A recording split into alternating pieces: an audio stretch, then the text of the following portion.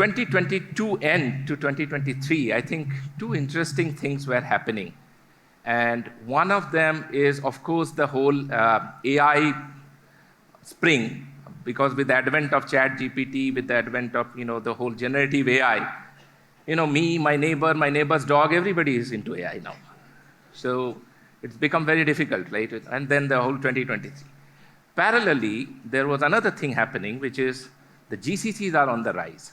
And 2022 end, we had about 1,600 GCCs in the country, approximately. And from 2023 to 25, it is expected to grow exponentially at 20%, and which is a big number. Now, it will take a crazy statistical ingenuity to try to find any correlation or causation between these two. However, it would be great foolishness not to find the synergistic opportunity between these two trends.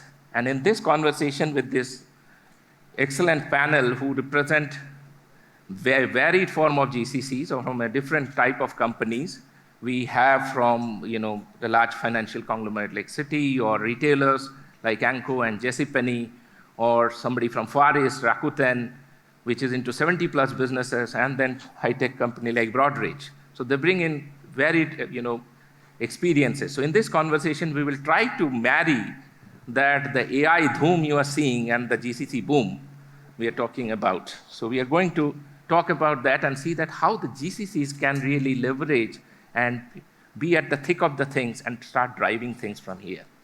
So we will start with that, but at the beginning, I will kind of do a quick dipstick with my panelists. And let me ask you like a rapid fire question, very simple things.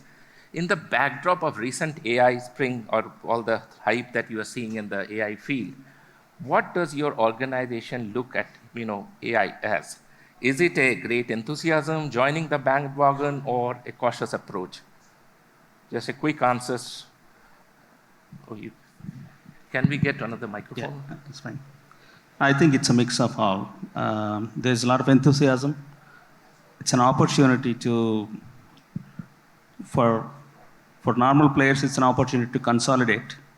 For others, it's an opportunity to challenge the leaders. Right? This is a new technology. You can take advantage of all its power, try to build on that, challenge the leader, become the next guy to count upon. That's how I see it. We're building a lot of POCs. Right now, there is a huge hackathon that is concluding about 100 POCs on generative AI that we have just concluded upon. And that's the kind of enthusiasm I see in many GCCs right now. Mamatha, what about your organization? So I would say we are in a phase we start small, understand the value, and then scale. So that's what we're starting off with. Okay. Titir. Yeah, firstly, thank you for inviting me for this. And I think, I think one of the most important things is the inevitability that AI and generative AI will massively change how we do business and how we live lives. I think all companies are in that. And, companies don't want to be late in this bandwagon. Because in the digitization boom, some companies were slightly late. But as banks, we have to be cautious. So it's in POC stages, cautiously moving forward, understanding the technology, and applying it to operational processes, automation, productivity. That's what we are doing at the moment, with the hope that as we understand it, regulate it better, we can scale it up very fast. Excellent. So, Hello. Yep. In our GCC, that's Anko, what we are doing is, I'll answer it in two parts. One is the classical AI and the other is the generative AI that is happening right now. So for the classical AI part, I think we are fairly matured and there's a lot of enthusiasm around. But from a generative AI standpoint, I think the approach is cautious. As Titir mentioned, there's a lot of regulation and compliance that needs to put as guardrails. But if we just take a step back, what it means for the GCCs, what I think is, with so much of hype that has happened over the last 2 years, it's actually has been a boon for all of us, right? So everybody in this room and the GCCs, because it has done a free marketing for all of us. AI is now a boardroom discussion, which means that we are actually going to get a lot of budget, hopefully. And that actually translate, and what it means for all of us is probably the investment that you are seeking for certain software licenses. You should probably get that with a higher probability and probably also a better paycheck for you. So congratulations. Thank you. Vivek. All right. So definitely at Rakuten, it's a 70 plus companies within Rakuten umbrella, and how we see Gen AI is it's a huge opportunity for us to transform our businesses. See, giving one reaction to AI, generative AI is also sometimes we feel is very difficult because the generative AI is now 1 year old, right? And we had several reactions during this period. So our first reaction was like, we should build a good talent pool to build solutions around generative AI, because it's not just using a chat GPT, type your questions and you are getting an answer. You definitely need a skill set who can build solutions using generative AI. The second reaction, I think, which we had, it was once we built our first solution, and we realized when we were explaining our business users that this is the solution and you have to use this solution. The first thing we realized was that we were saying that still a human intervention is required.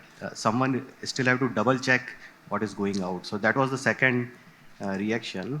Third reaction, I will say that when we solve this problem, the second and the recent reaction is which says that are we still ready to make our solutions which is facing to customers or not. Right? So that's the third reaction where we are at. So in all these, because when we talk of AI, the things that come to our mind is automation, right? That's the first thing which comes to our mind. Are you seeing that being the primary focus, or are you also seeing a lot of focus on the products and services innovation?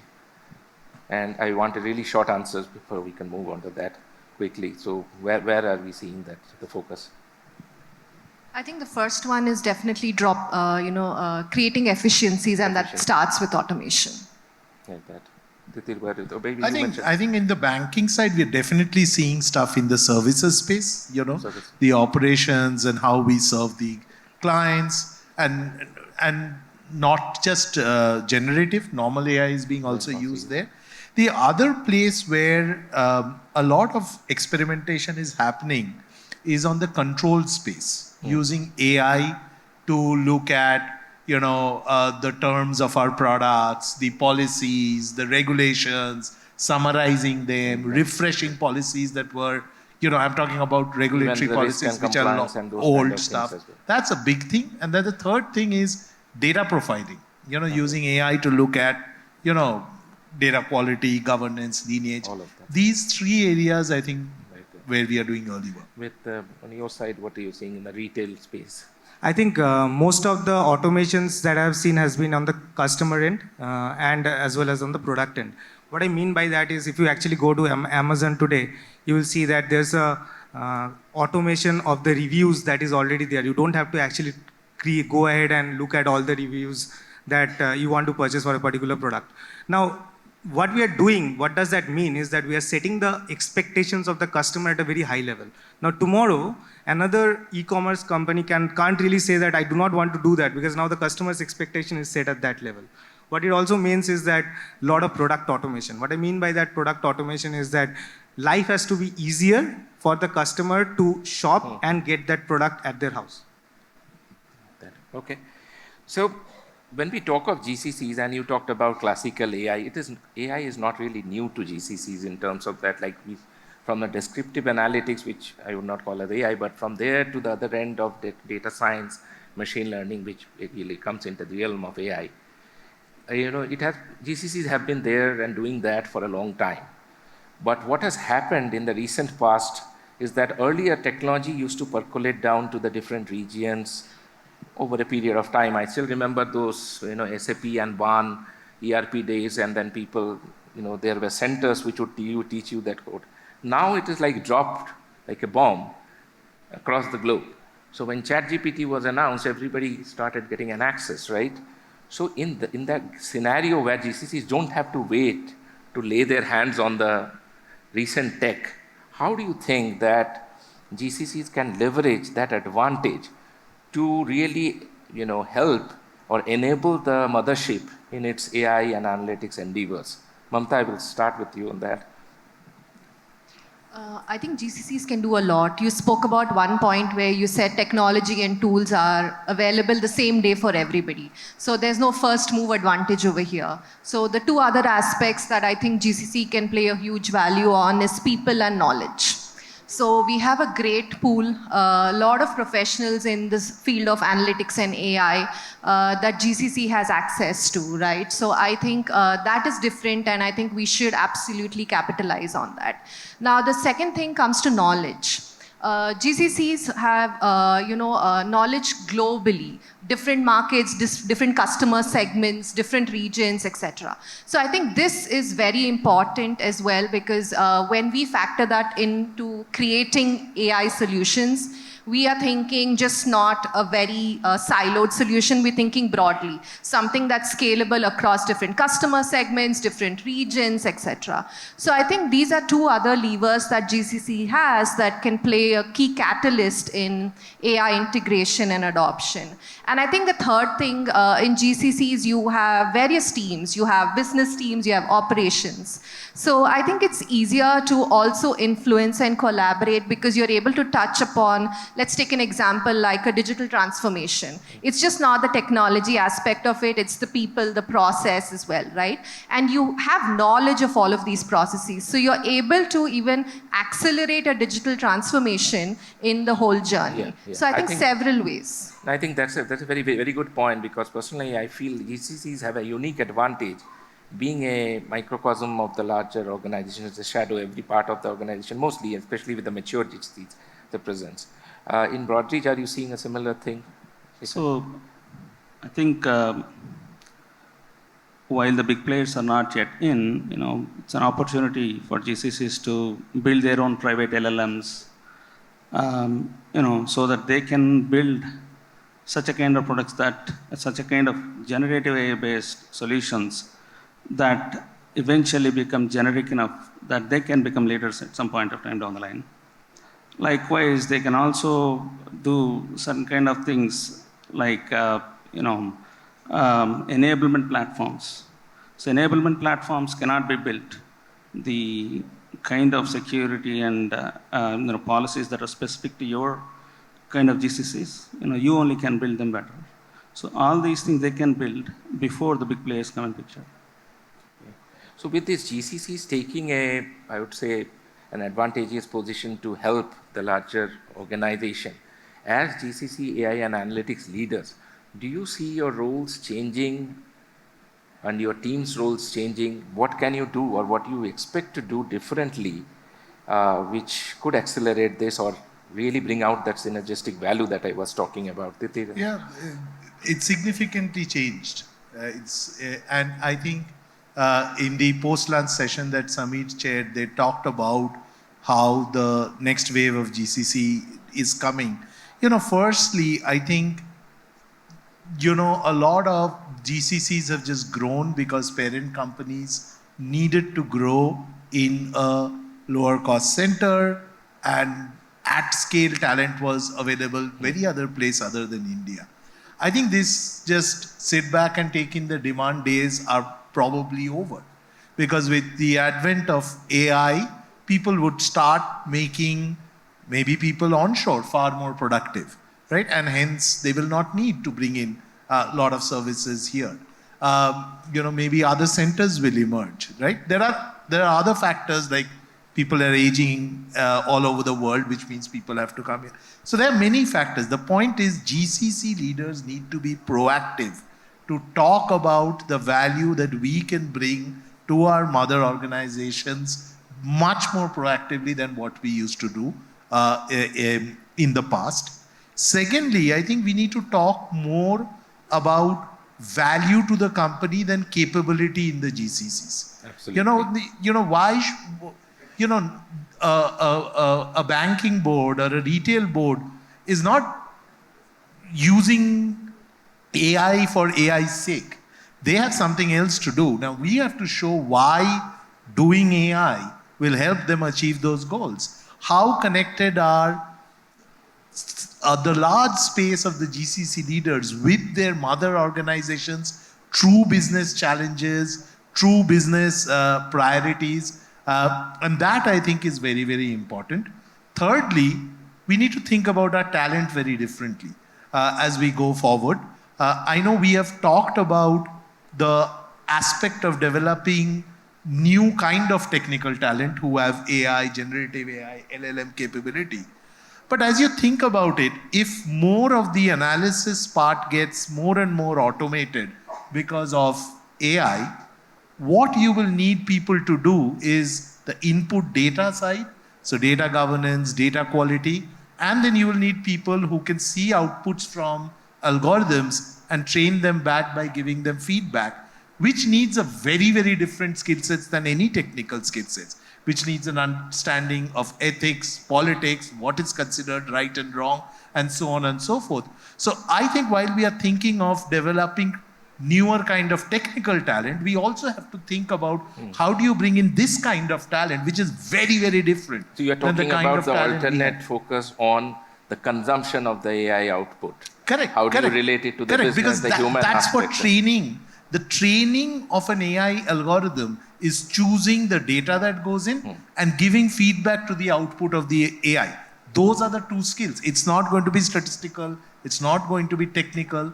So that's that. One last thing I would say is, and you mentioned one other thing is, if as GCC leaders, we need to be a little bit more long-term focused. I think we do very little of collaboration between the analytics GCC and the tech GCC and the operations GCC yes, to create prototypes to take. You have talked about that. But we also do very little to work with the larger industry, with the education system in our industry, to bring out people from the tier 2, tier 1 cities to train them, because the shortage of talent, and the transformation of talent is a real problem. Absolutely. And we are not investing enough of our time. And there are companies now doing that who have come in this forum this year, past years, how much we can do more with them. So I think we also need to think more long term. The reason we won't do it is we think what will happen this year, next year. This year, next year, nothing might happen. But in 5, 10 years, many things will happen. So those are my kind of thoughts around that. So with all this hype and hoopla around AI and all, it's like an AI mela out there. But with all mela, there are jamelas also. So I would pose a question to both of you in terms of, and especially when there are studies which show, and it's a very scary number, that more than about 80-85% of AI analytics, data science projects fail. And it's a known fact in the industry. So especially in the AI side, where it is not a model which is deployed and it's scoring and it's giving you an output to use or not use. AI is something which we are thinking of deploying on the front line. That means the conversation between the customer and an AI bot is happening on a real time. The risks go up very high, right? In that scenario, what do you think are the guardrails and things that you need to do to make sure as GCC leaders, because as we came from that side, the silos can be broken down here, and which has been the biggest, I would say, the challenge in the data world in any large and old organization. So how do you see that happening? Let's start with any of you. So Yes. there are a lot of risk and compliance measures that we can take, but I'll probably take this question a little differently. I think the people here in this room, right, you will see a lot of senior managers here in GCCs as well as in services organizations and all of that, right? We have seen a lot of failures because this group of individuals have actually seen a lot of technological revolution, right from the VBA days, MicroStrategy, SAS, R, Python, and now whatnot. So what it means is that you have actually seen failures and you actually can learn a lot faster. I think that culture has to be set as one of the prime cultures in the GCCs, that what can we avoid doing rather than what is the to-do list. That's number one. The second thing that I think is, as an organization, we should also understand that we do not just have access to the talent pool in my team or in my GCC. The access to the talent pool is across Bangalore and across India because of the startups and all of that is available, which means that I have actually access to a lot of learning and failures that has already happened across the industries and across the AI and analytics space that has already been there. which can actually bring down my failure rate. And at the same time, defining what is priority for my organization, and I'll work for it. So if I just, for the sake of satisfaction of my own technological hunger, I'm just doing, let's say, a GenAI project, that does not help my company, that's of no use. It's definitely going to fail. But if I do it for the sake of, this is my business priority and this can add value, yes, you are actually so what you are alluding to is that don't just get into the FOMO thing and just to cater to the hunger of your team. You would focus on what Titir was referring to, that the value of the larger organization, and that is where you think. Yes. I'm going over to Vivek. We say that AI decisions or the data science analytics or predictive model performance, etc., it's as good as the data you have, right? Although we can have the foundation model, but you will require contextualization to your environment. What can the GCCs do in terms of ensuring that taking a lead in that space? Because again, you have the access to all the data typically from here. What do you see in the organization happening? So, see, this is the challenge we faced at one point, like, how to manage a good quality data. Because LLMs, end of the day, it's an algorithm, it's a math, which is running centrally in somewhere outside our country, right? Somewhere outside the country for the parent organization for which you are working, right? So data going out is a huge challenge, right? How we will secure that?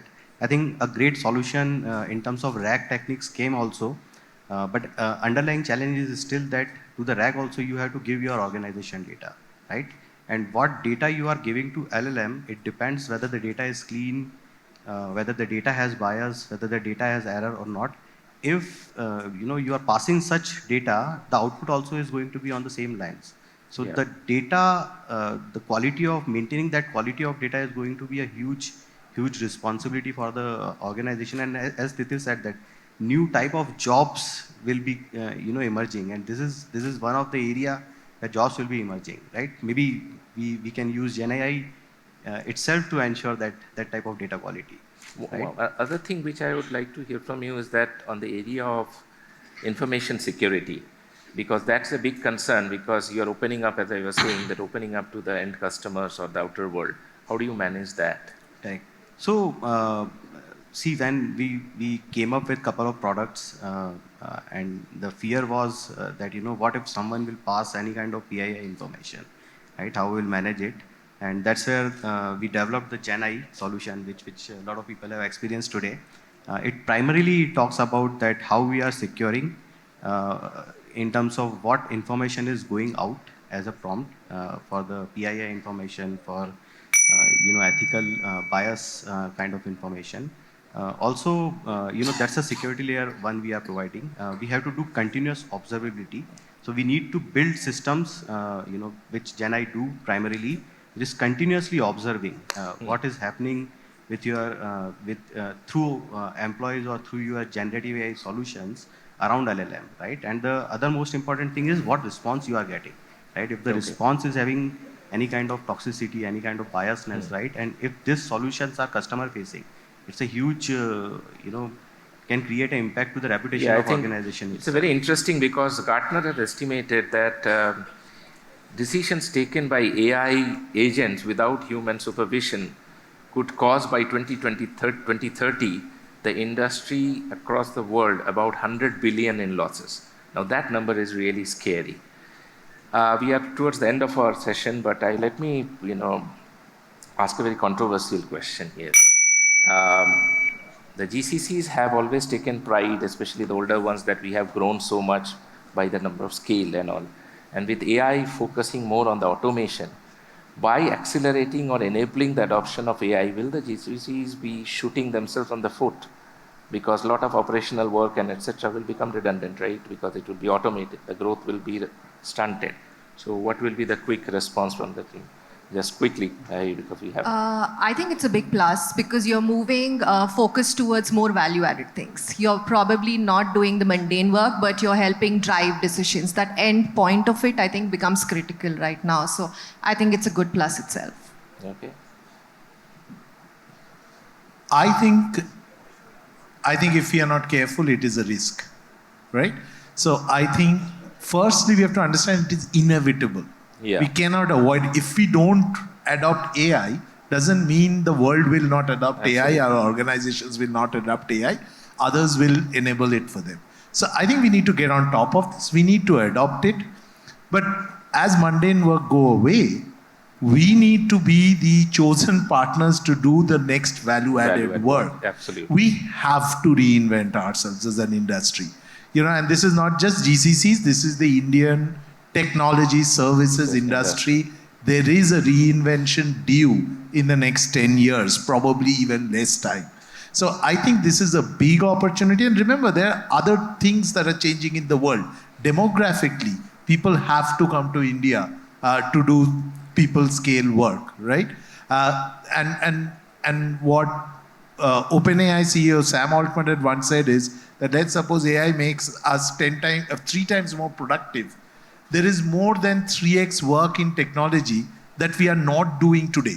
We all know that. In our organizations, there's so many projects that we don't do. So there is work, but we have to reinvent ourselves. I think that's the main message. You are correct, because we have seen the industrial revolution as well. I mean, we have not seen really, we have read about it.